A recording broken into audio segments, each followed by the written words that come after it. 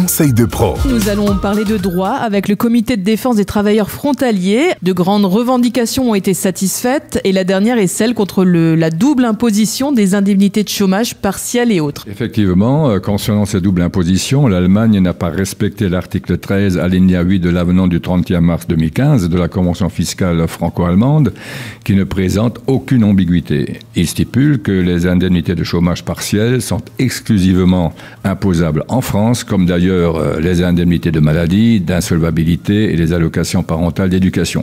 Mais pour le calcul de ces indemnités, les organismes compétents ne respectaient pas la Convention et continuaient la déduction d'un impôt fictif et ces prestations étaient bien sûr à déclarer en France, donc double imposition. D'accord, mais il me semble qu'il y avait quand même une rétrocession de la part du fisc français dans ces situations. Avant l'avenant du 31 mars 2015 de la Convention fiscale, le fisc accordait aux travailleurs frontaliers un crédit d'impôt égal à l'impôt français des prestations déjà impactées par l'impôt allemand. Donc il n'y avait pas de double imposition. Comme tu le dis, la situation fiscale a changé à partir du 31 mars 2015. Comment est-il possible que les autorités allemandes ne respectaient pas la Convention ?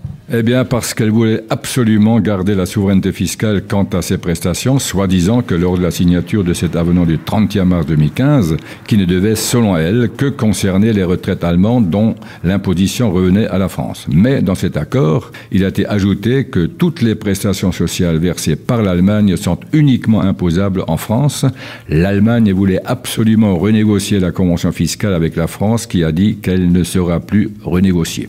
D'accord, je trouve ça incroyable que l'Allemagne n'ait pas respecté sa signature et ainsi, du coup, pénaliser lourdement les travailleurs frontaliers. Comme tu dis, incroyable à dire que depuis 2017, nous avons dû mener une bataille sans relâche à tous les niveaux contre cette insupportable double imposition de ces prestations. Nous ne cessions de harceler le ministre du Travail afin qu'il respecte la convention fiscale franco-allemande. Ministre du Travail allemand, bien entendu, plus de 350 courriels lui ont été envoyés. Nous croulions littéralement sous les dossiers. Nous avions déposé par l'intermédiaire notre avocat Eric Schulien 1200 plaintes devant le Sozialgericht et autant de réclamations à la Agentur für Arbeit.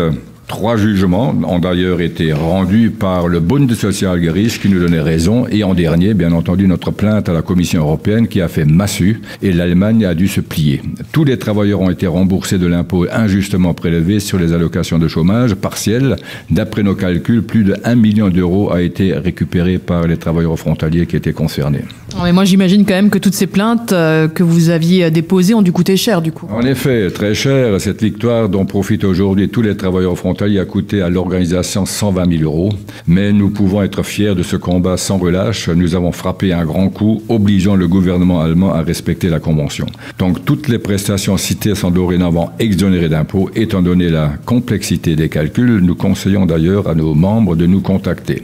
Je tiens à dire qu'aucune organisation ne peut se targuer d'avoir contribué à cette victoire comme toutes les autres d'ailleurs. Ce n'est que la lutte acharnée du CDTFM depuis 47 ans qui a fait avancer le contentieux frontalier par ses actions, plaintes auprès des autorités nationales européennes appuyées par de puissantes manifestations. Tous les travailleurs frontaliers profitent aujourd'hui de ces succès. Rien nous a été donné, rien n'est tombé du ciel. Toutes ces victoires ont été arrachées par la lutte du CDTFM. Si vous avez bien sûr des questions, n'hésitez pas à vous rapprocher auprès du comité des travailleurs frontaliers.